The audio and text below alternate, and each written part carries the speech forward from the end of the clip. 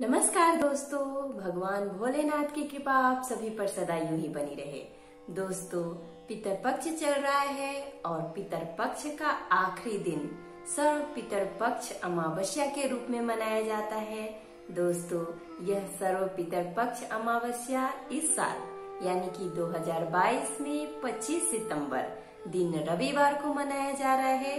दोस्तों, मान्यता है कि इस दिन जो हमारे पितर 16 दिन के लिए धरती लोक पर आए थे, इस दिन को वह हमें छोड़कर वापस पितृलोक चले जाते हैं। सर्व पितर पक्ष अमावस्या को विसर्जन और साथ ही साथ महालया अमावस्या भी कहा जाता है। दोस्तों, इस दिन हम अपने पितरों के निमित्त ब्राह्मणों को भोजन कराते हैं, दान देते हैं और साथ ही साथ नदियों में जाकर पवित्र नदियों में जाकर स्नान करते हैं, पिंड दान करते हैं, तर्पण करते हैं और उनका श्राद्ध करते हैं।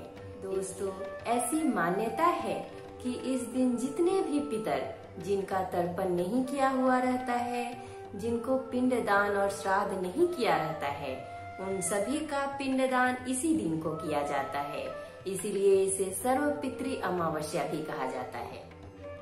दोस्तों, कभी कभी हम अपने पितरों का मरण तिथि भूल जाते हैं। ऐसे में दोस्तों, जिन भी पितरों का हम तिथि भूल जाते हैं, उनका तर्पण, पिंडदान और श्राद्ध इसी दिन किया जाता है। सर्व पितृ अमावस्या के दिन उन सभी पितरों का श्राद्ध, तर्पण और पिंडदान किया जाता है ताकि उनकी आत्माओं को भी शांति मिल सके। दोस्तों, इस दिन किया हुआ तर्पण, श्राद्ध और पिंडदान से और श्राद्ध की जितनी भी विधि होती है, उन सभी से संतुष्ट होकर हमारे पितृ पृथ्वी लोक छोड़कर पितृलोक को चले जाते हैं और हमें अपना आशीर्वाद दे जाते हैं। दोस्तों, ऐसी मान्यता है कि इस दिन खिलाया हुआ भोजन हमारे पितरों को अवश्य प्राप्त होता है। दोस्तों, इस दिन यानी कि सर्व पितृ अमावस्या के दिन ब्राह्मणों को भोजन कराने से पूर्व पंचवली के लिए भोजन भी निकाला जाता है। पंचवली यानी कि गाय, कुत्ता, जानवर और साथ ही साथ चींटियां और पशु पक्षियों के लिए भी भोजन निकाला जाता है। माना जाता है कि इन सभी के लिए भोजन निकालने से हमारे पितृ प्रसन्न होते हैं और हमारे पितृ किसी भी रूप में आकर उस भोजन को ग्रहण करते हैं।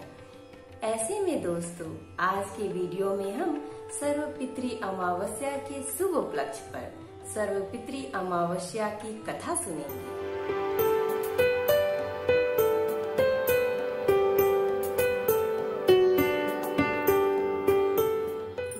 दोस्तों, मैं शिल्पी आप सभी का तहे दिल से स्वागत करती हूँ अपने YouTube चैनल कथा कहानी शिल्पी की जुबानी में। दोस्तों, इस चैनल के माध्यम से मैं आप सभी को हर तरह की कथा और कहानी सुनाऊंगी। अगर आपको मेरी तरह कथा और कहानी सुनना पसंद है तो प्लीज हमारे चैनल कथा कहानी शिल्पी की जुबानी को सब्सक्राइब कर लीजिए। और हाँ दोस्तों, अगर आपकी भी कोई कथा और कहानी सुनने की इच्छा है तो हमें प्लीज कमेंट बॉक्स में कमेंट करके जरूर बताइएगा। तो चलिए दोस्तों, बैठे बैठे क्या करें, करना है कुछ काम। सुनते हैं आज की सर्व पितृ अमावस्या की व्रत कथा लेके भगवान विष्णु का नाम। श्राद्ध पक्ष में सर्व पितृ अमावस्या का बहुत ही खास महत्व बताया गया है। यह पितरों को विदा करने की अंतिम तिथि होती है। अगर कोई श्राद्ध तिथि में किसी कारण से श्राद्ध न कर पाया हो या फिर श्राद्ध की तिथि मालूम न हो तो सर्व पितृ श्राद्ध अमावस्या पर श्राद्ध किया जा सकता है। आइए इस तिथि के महत्व की पौराणिक कथा सुनते हैं। देवताओं के पितृगण अग्निस्वात जो सोमपथ लोक में निवास करते हैं, उनकी मानसिक कन्या अक्षोदा नाम की एक नदी के रूप में अवस्थित हुई। मत्स्य पुराण में अक्षोद सरोवर और अक्षोदा नदी का जिक्र मिलता है, जो कि कश्मीर में स्थित है। अक्षोदा नाम तेसाम तु मानसिक कन्यका नदी अक्षोदम नाम च सर पितृभिर्नमित्पुरा अक्षोदा तुम तपश्चक्रे दिव्यम वर्षसहस्त्रकम्। एक बार अक्षोदा ने 1000 वर्ष तक तपस्या की, जिससे प्रसन्न होकर देवताओं के पितृगण अग्निस्वात और वहिष्पद अपने अन्य पितृगण अमावसु के साथ अक्षोदा को वरदान देने के लिए अश्विन अमावस्या के दिन उपस्थित हुए। उन्होंने अक्षोदा से कहा कि हे पुत्री, हम सभी तुम्हारी तपस्या से अति प्रसन्न हैं, इसलिए जो चाहो वर मांग लो। लेकिन अक्षोदा ने अपने पितरों की तरफ ध्यान नहीं दिया और वह अति तेजस्वी पितरी अमावसु को अपलक निहारती रही। पितरों के बार बार कहने पर उसने कहा, हे भगवान, क्या आप मुझे सचमुच वरदान देना चाहते हैं? इस पर तेजस्वी पितरी अमावसु ने कहा, हे अक्षोदा, वरदान पर तुम्हारा अधिकार सिद्ध है, इसलिए निसंकोच कहो।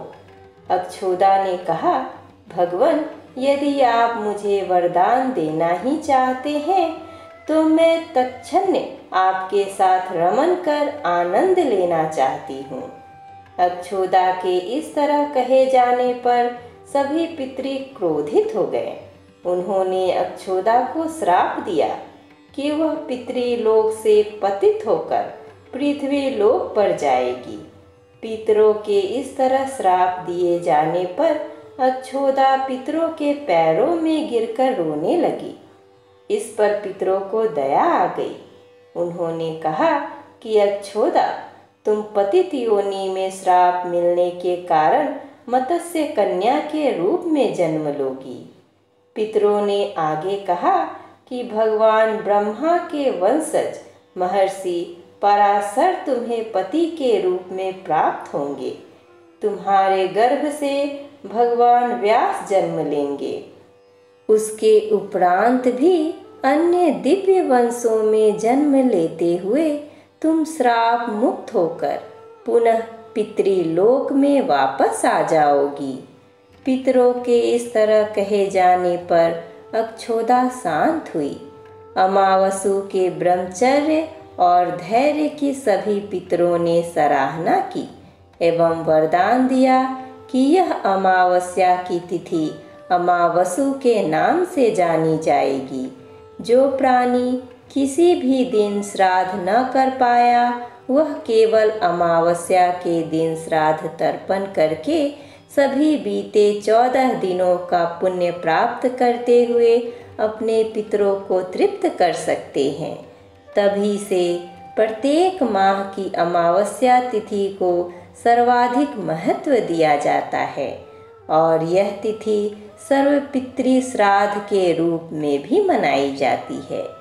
उसी पाप के प्रायश्चित हेतु कालांतर में यही अक्षोदा महर्षि पराशर की पत्नी एवं वेद व्यास की माता सत्यवती बनी थी।